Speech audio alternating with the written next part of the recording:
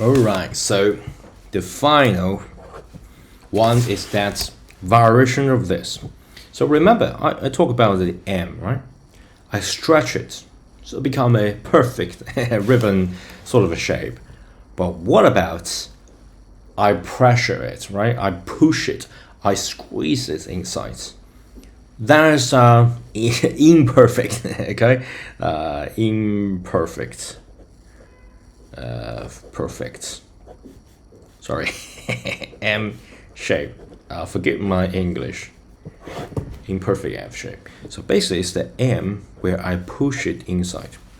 I'm still going to use a piece of paper to say that. So what I'm going to do is to give you the M shape, right? Approximately like this.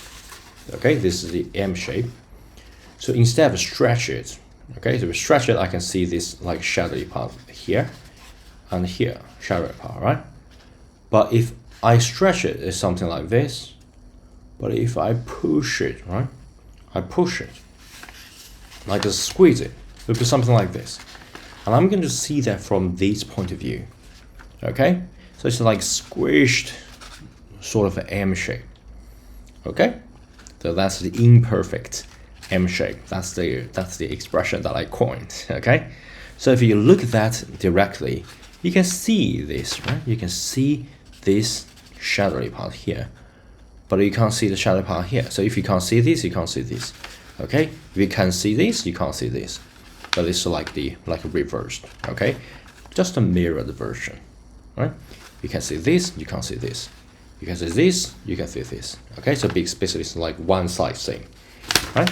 So you can just do this, or you can make it up like this. You can make it like extrude it out. Or you can do something like this, just to make it like some angle. You can see one side or one side like this. Okay? So let's do that. It seems pretty easy, right? You just need to squish it. But to draw this, there is also a nice trick here. You don't necessarily need to think about how to fold it. There is a shortcut of doing that. So I'm going to show you.